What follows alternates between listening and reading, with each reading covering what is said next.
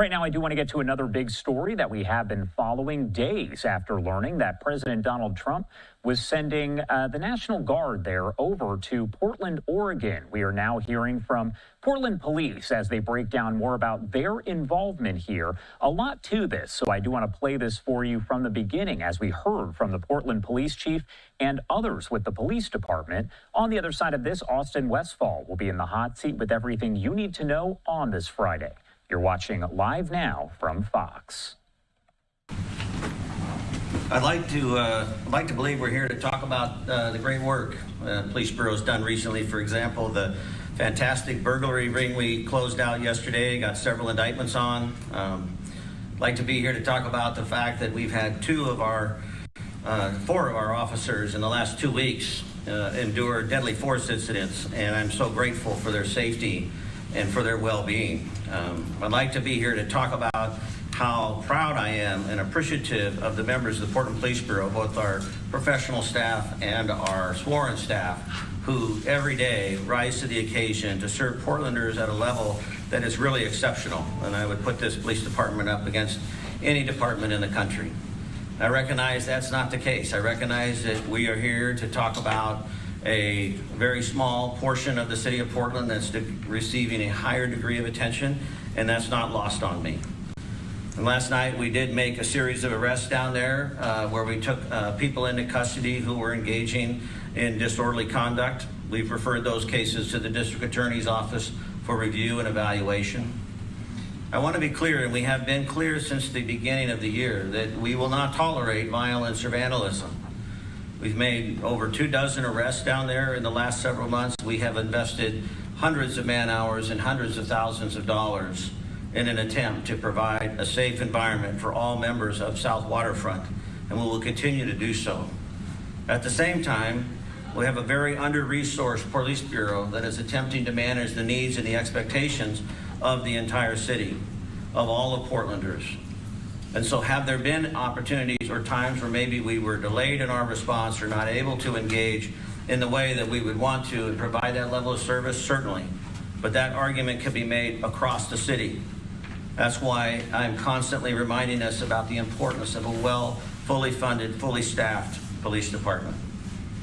And finally, there is no political bias associated with our enforcement.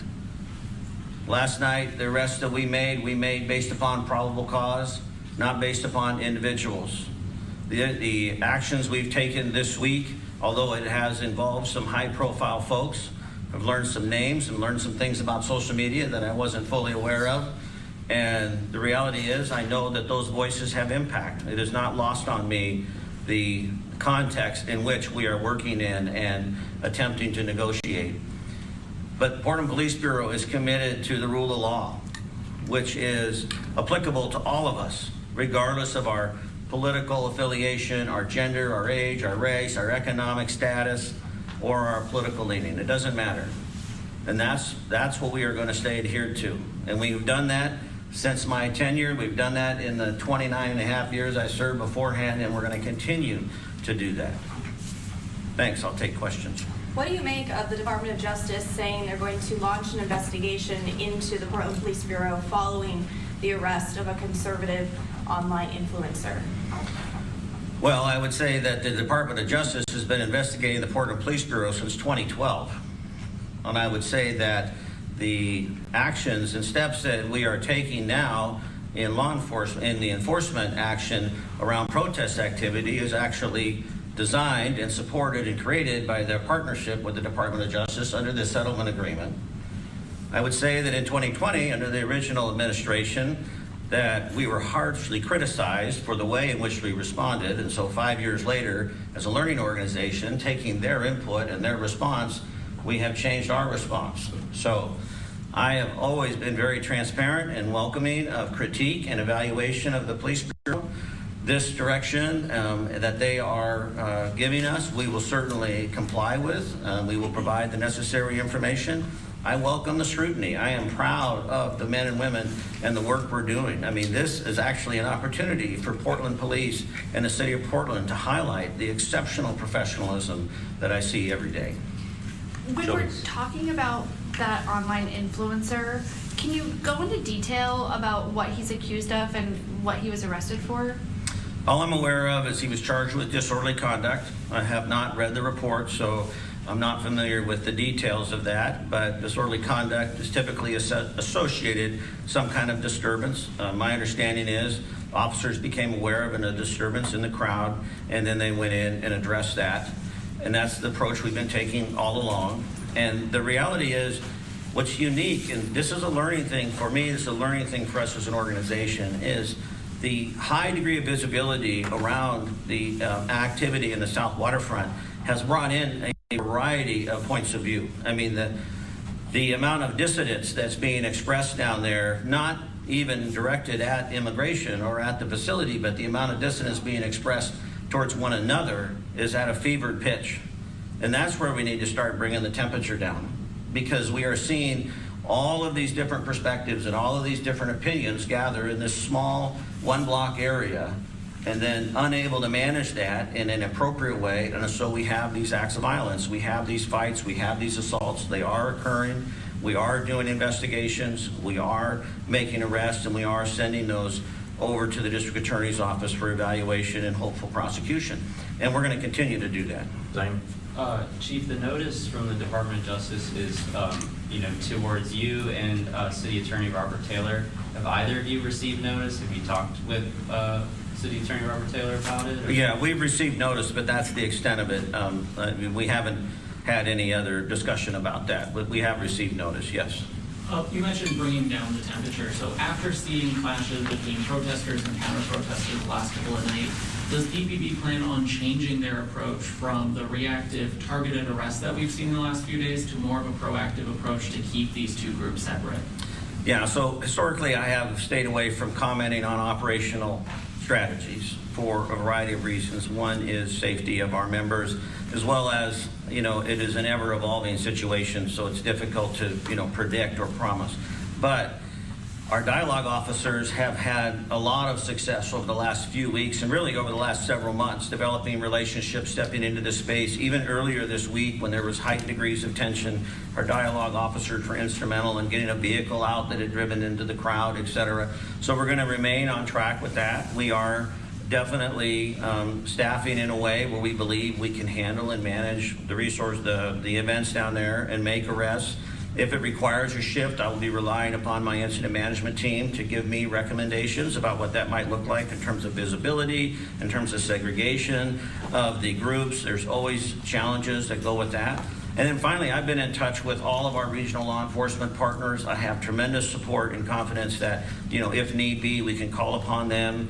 The governor has been very supportive with the state police, and then I'm in regular contact with the mayor. So we have a system in place and a process in place to deal with these challenges.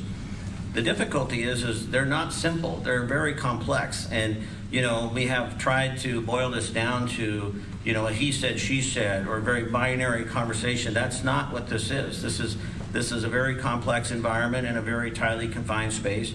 So it's very challenging to police in the traditional way. And I love the police bureau because I know we've got innovative, creative leaders and officers that will always be looking for suggestions about how to improve that. Shelby. There have been a lot of comments on both sides since last night. Is there anything that your team has seen or that you've even seen yourself that you feel the need to clarify or say, well, that's just not true? Personally, have not seen a lot of comments because it may not come as a surprise to many of you, but I'm not glued to that. I did watch football last night and I didn't see a lot on there. But I have heard many comments, and the part that probably brings me the greatest deal of frustration or ire or sadness, whatever that emotion would be, is the accusation that our Portland police officers are making decisions based upon a political affiliation.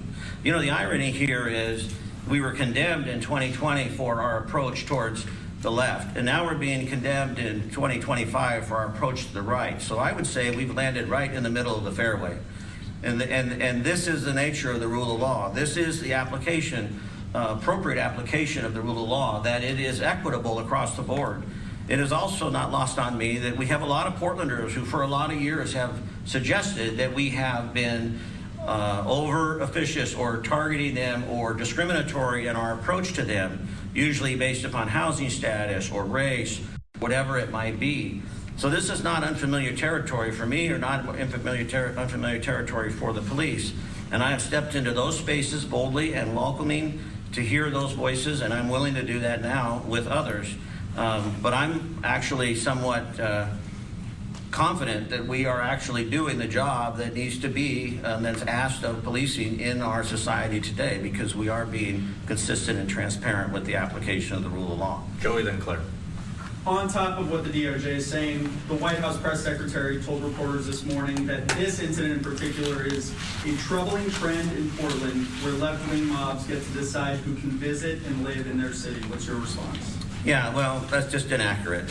I mean, there's really not much of a response to give to that. I mean, look outside today. I've been all over the city. It's not left-wing mobs. This isn't, you know, I'm standing up here. I'm not standing up here with the governor or the mayor or anyone else. I'm standing up here as the chief of police of a major American city, telling you that we are doing the job that's expected of us as it applies to the application of the law, and that's what we're doing. But the purpose of policing in America is to provide support and service to communities to allow for a level of predictability. None of us want to feel unsafe. What is universal for all Americans is the desire to feel safe. This is biological, it's natural, it's human nature. And when we don't feel safe, when it feels uncertain, when it feels unpredictable, we withdraw, we pull back. And then we don't engage in the social contract, and we don't establish relationships, and we don't learn from one another. Okay, here at LiveNOW, we do prioritize live coverage. We hate to cut people off mid-sentence, but we are seeing a live shot out of New York City. We are hearing Diddy's attorneys speaking to the media.